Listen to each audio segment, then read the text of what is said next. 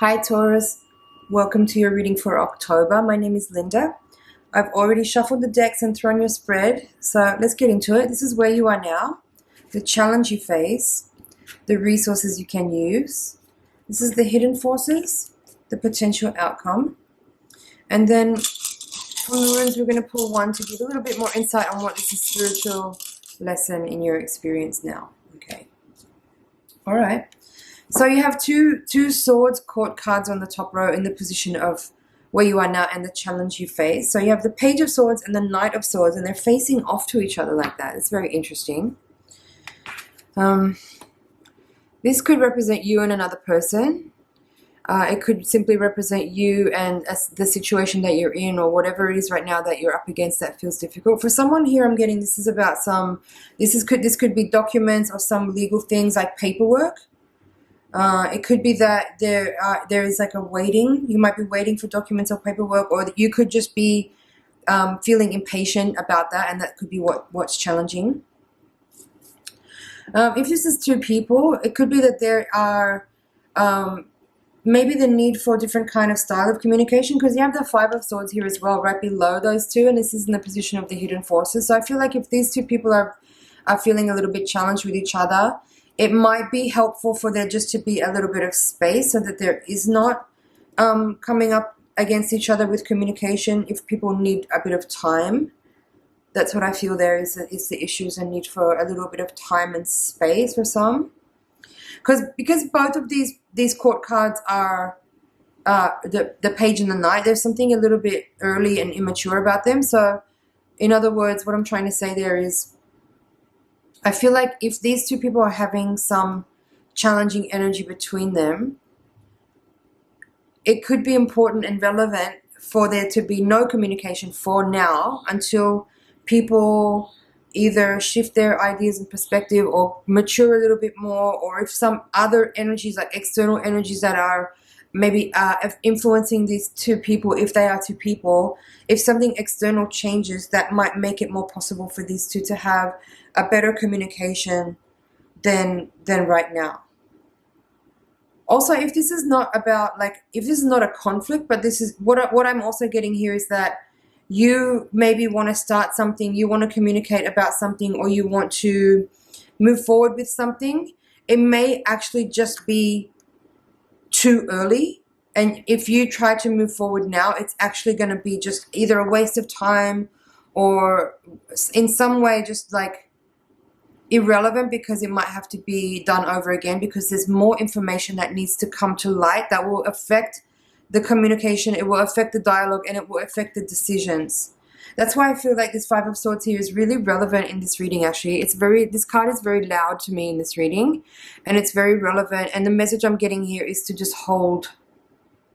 Because look, there's this hand here with the sword through it as well. It seems kind of gruesome, but I'm actually not reading it in a negative way. How I'm seeing it is that the message here very clearly is to just not actually communicate right now. This is about just taking a break, go and sit down and just like be with your own thoughts and wait it out. I don't think this is a time to press forward with an idea or with a desire, because it's just not the right moment. I just don't think I don't think that pushing forward now for a dialogue or for a communication or for a negotiation, it's about not negotiating right now. This is about not negotiating right now. That's what it is, very clearly. Don't try to negotiate right now. I want to see what this rune is about, because I feel like that's really relevant to that message. So give me a second here. I'm going to pull it up. Okay, this rune is called Rido, and it represents the wagon or the chariot. And it says here, travel both in physical and lifestyle direction, a journey, relocation, evolution, change of place or setting, seeing a larger perspective, seeing the right move for you to make and deciding upon it. Personal rhythm, world rhythm, dance of life. Okay. I feel like that's a bit cryptic there in terms of what I've just explained there, but what I'm picking up on is that there might be, and this is a little bit of a prediction, which I don't normally do. It's not my style of reading, but I feel like this don't communicate now thing,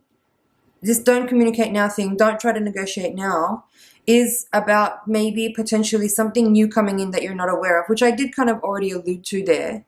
Something else is coming in here that might shift everything, and this might become completely irrelevant. This conversation that you're trying to have with whoever this is, or this negotiation, or this decision making, or this contract, whatever this thing is that you're trying to do, might become completely irrelevant in the next time period, maybe within the next month, based on some other energy that's coming in.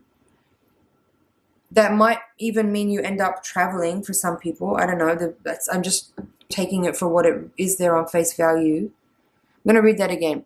Travel both in physical and in lifestyle direction. So yeah, if it's not about physical travel, if it's about lifestyle and you're trying to negotiate for something, you might change completely your direction of your thoughts and feelings and desires about what you're trying to achieve here through whatever this is, this communication, this contract, this negotiation, whatever it is.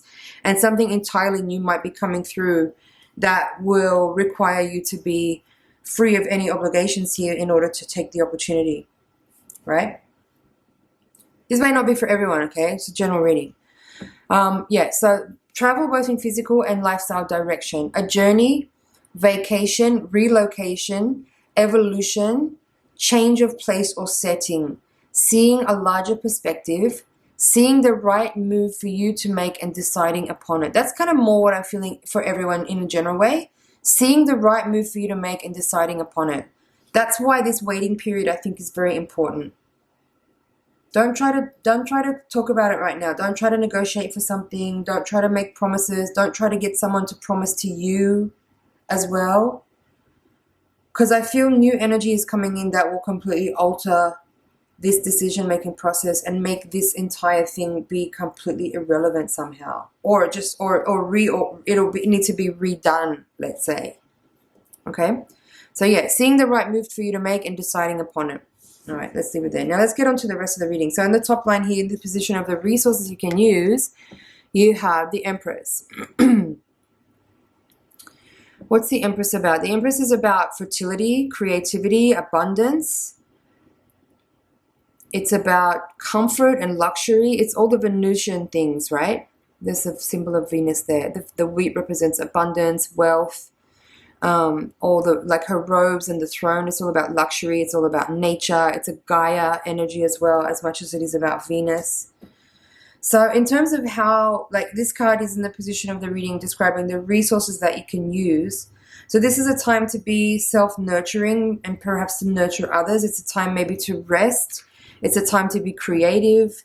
It's a time to be around the home and be comfortable, to cook food, to garden, to maybe, I don't know, learn some new recipes, sew some clothing, knit something, do something crafty. Use your time to just be creative and fun in a lighthearted way, not in a way of like having some kind of purpose or agenda to turn it into a business or into money. That's what I'm feeling right now. Although the Empress can be that, it's very abundant, but in the context of the reading, I'm reading the card in context, and how I'm feeling that she is speaking to me is to say, this is a time to just be nurturing to the self and to the loved ones in your environment, in your home. Be around the home, do homey things, do comfortable things, cook delicious food, be in your garden, sew something, knit something, make some crafty things, be in comfortable clothing, be comfortable at home, rest, rejuvenate, relax. Take it easy. Be nourishing of the self. Let yourself even indulge a little bit. Not to the point of overindulgence, but let yourself indulge a little bit. Let yourself connect with your own creativity and maybe even with the creativity of others. Be in your senses. Be in your sensuality. Be in your creativity. Be in your feminine energy. Okay? Now, I really feel like this Five of Swords and these Two Swords cards, this is kind of one part of the reading, and this is kind of something else here. Now, I'm seeing the Six of Worlds in the reverse in a particular way. I do feel like it's connected to this part of the reading as well, though. What I'm picking up here is that some kind of agreements that you've had, or that you've been trying to make, or that you've been working on or cultivating, developing, are getting reorganized. And the Six of Worlds here is talking about a different, like a shift in the balance of power, or a shift in the balance of energies of either a group of people or you towards your own workflow and your own practices or your own protocols or processes, something like that. There's something, and it is connected to the Empress because these are both very earthy energies, and they both also have a message about generosity, right? The Six of Pentacles, when it's in the upright, is a card about generosity. It's about charity. It's about sharing. It's about giving. But it's in the reverse position here, so I feel like there's something changing with regards to that. And again, it could just be simply on a material level that maybe your resources need to be reorganized so that you can free things up for something different that may be coming in. I don't know really how else to elaborate on that. For some people, I feel like, okay, going back to the first part of the reading where I was talking about this being maybe two people, one of them may be you and one being another person, where you're kind of, it's a very youthful energy, right? The page and the knight, they're both like, could be like young energy or could be new communication. If it's not a young person, it could be a new person that you're communicating with. But what I was feeling there is that there's something about, again, like this generosity card is connecting to these two people, and maybe if one of those people is you, you might be altering or shifting the way that you feel like you want to be generous with someone, or one in particular, or certain people. There could be a change there in a way that maybe you have been supporting something or supporting someone financially, and maybe you're kind of like wanting to pull the reins in on that and just like see how it feels to change that dynamic between you and that other person. And maybe you still are energetically nurturing them and supporting them in other ways, but not with that financial element. Because I feel like there's something there that needs to be reorganized and recalibrated.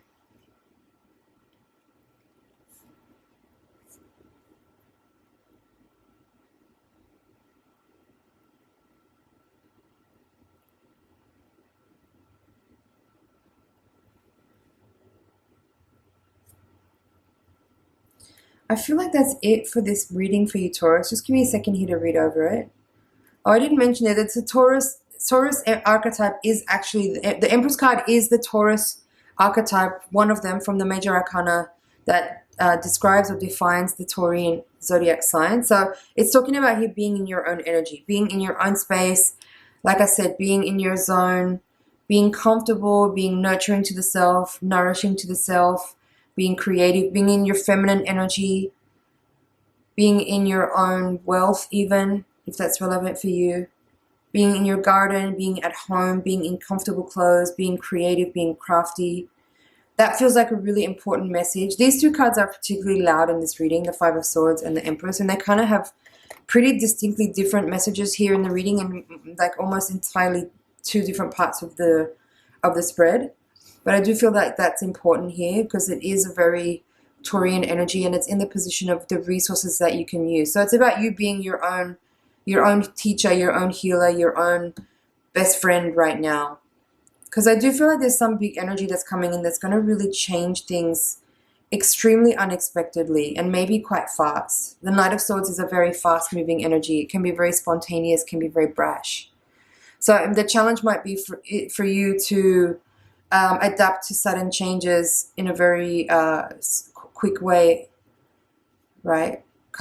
Maybe later in the month, that could be something that comes up here, where if this new energy is coming in and it comes in suddenly and you all of a sudden have to pivot and adapt and shift towards a totally different direction, then hopefully this is a timely heads up that lets you know to be aware about that, and then it hopefully won't be as shocking if it does come in later on. So, Taurus, I hope you found that helpful. It's been an honor and a pleasure to read for you. Thank you so much for watching. Please like, share, comment, subscribe, and I will see you in the next reading. Bye for now.